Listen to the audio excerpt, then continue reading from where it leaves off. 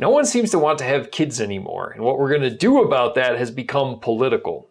Countries all over the world are going to start seeing their populations decline, and governments see this as an economic disaster in the making. Some have been throwing money at the problem for decades. Let's take a look at not just whether it's been working, but whether different ideological approaches have produced different results.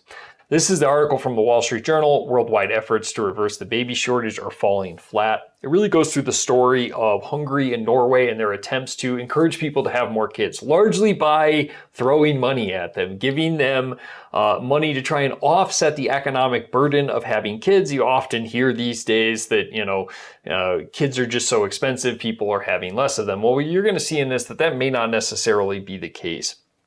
So it says here that, in Europe, their population is going to drop by 40 million between now and 2050, so over the next 25 years. Now, Europe's population is only about 740 million, so this is a substantial chunk out of Europe's population, which is going to have dramatic impacts. That's because of dropping fertility rates. So this is back, kind of post-World War II. We see fertility rates all over the world drop as the world kind of rapidly modernizing.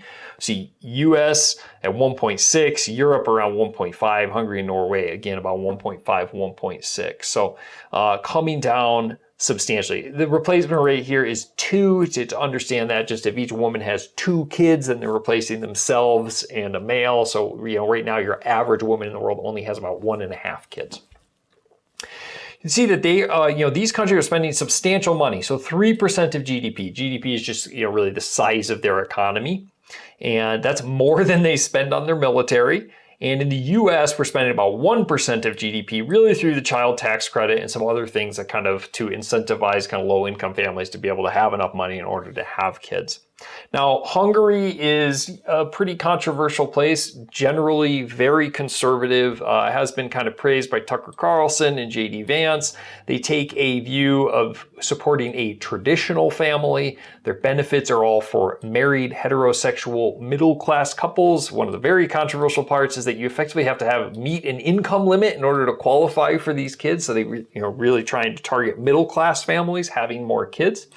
Couples who divorce lose subsidized interest rates. You see a lot of the benefits from Hungary are actually loans at very low interest rates that they get for several years that they can then pay back. In some cases, they have to pay back the support if you get a divorce. So this graph is just Hungary's population. Now, both graphs of the population are really terrible because they don't start at 0, and any longtime viewers of the channel know I can't stand graphs that don't start at 0. So this looks like super extreme, but this is 7 down here. There's like 10 here. So there would have been a lot of white space at the bottom, and if you spread this out, it would not be as dramatic. But they are down 1 million from 10.5 to 9.5 million over the last 40 years. This is very, very substantial.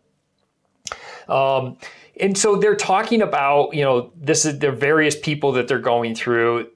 She has received, this is in Hungary, maternity payments equal to 70% of her former salary for the first 2 years and a smaller amount for the 3rd year. And then they're receiving these kind of loans that they're using. She doesn't have to start paying it back until she turns 3, conceivably when she was able to go back to work. But this woman is saying she used to think she wanted 2 or 3 kids, but now only wants 1, even after having received all of these benefits for the first thing. And we see this over and over. She's frustrated that the implication that demographic challenges are her responsibility to solve. It is not our duty as Hungarian women to keep the nation alive. You're going to see this as a recurring theme. In Hungary, they have especially big benefits for those with large families. So now we're talking about families with 3 or 4 or more kids. Lifetime exemption from personal taxes. We're pretty much talking about income tax there, right? And up to 7 extra annual vacation days for both parents, and much bigger loans if you're going to have 3 or more kids. But again, still loans in this case. There's a bunch of critics that you can go through here. Orban is definitely understood to be quite conservative in the approaches that they've taken kind of along that line. This is talking more about a big family that they've had 4 kids, and they did receive these loans as well as grants. So this is something they're not paying back, and that they've been able to renovate their house. They receive a monthly payment, about $40 a month for each kid. However, in this, they say this money wasn't the reason we wanted a large family. We wanted a large family because we wanted a large family. Right, so a lot of the critics of some types of these programs really say that on paper, it may look like people are receiving these benefits, but it's not actually causing a difference. And we know that because the fertility rate in Hungary is still dropping. Populations are still projected to low. It's not like, oh, it went down to 1.4, but now we've instituted all these programs and it's popped back up to 1.7, 1.8, and we're kind of trending in the right direction. Now we can look at Norway, right, on the ideological scale on the exact opposite end from Hungary, and they've been incentivizing this for decades with paid leave for nearly a year and 14 months at 80%. You can choose between those. 3 months reserved for fathers to encourage more equal caregiving. Mothers are entitled to at least an hour work to breastfeed or pump. So their approach has never been to explicitly encourage people to have more children, but instead to make it easier for women to balance careers and children, right? So we've seen, substantially more paid leave, kind of time off, and really trying to create a cultural shift. And although there's been some success in that approach in allowing older women to have a child like kind of in the middle of their careers, Norway has still seen this dramatic decrease through all of these decades about women wanting to have children. For example, 25 years. This is startling. So this is the percentage of women in Norway with at least one child. In the 80s, almost 60% of women had one child by the time they were 25. Now it's 12 and a half, right? Similar for 30-year-olds. We're talking almost 80%, now down to 44%, right? This is why we're seeing such low fertility rates, why population has been dropping.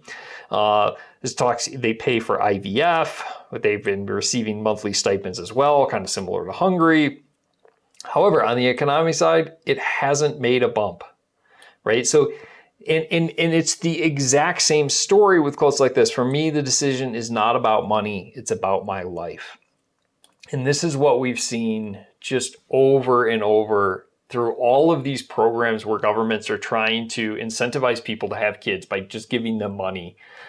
It ultimately comes down to the reason we are or are not having kids is not necessarily economic, or that is like ranked 4th or 5th. Where really this is a cultural change, specifically in developed countries where people are trending towards more kids. And I think most people kind of understand that. When I was a kid, I'm 43, it was normal. The normal thing, whatever you want to call that, was families that have 2 to 3 kids. Right? Most families that I knew, they had 2 to 3 kids. Now, 1 to 2, 0 to 1, right, is kind of more normal. And it is unlikely that we are going to be able to throw money at this problem to fix it. It is not really the population collapse and for dropping fertility rates is a problem that we have to fix, but it is a prediction of the future that we are going to have to adapt to. And that's going to be all sorts of things. And in the coming months, we're going to talk about what it might look like in a world where population is declining and all sorts of interesting things like how we measure economic growth in a way that makes sense for a world like that. But if you want to start from the beginning of this kind of population collapse investigation, then this is the video to do that. It really starts from the beginning. It starts to kind of explain the macroeconomic concerns around what happens when populations decrease. Stick around the channel for similar content, and I will talk to you soon.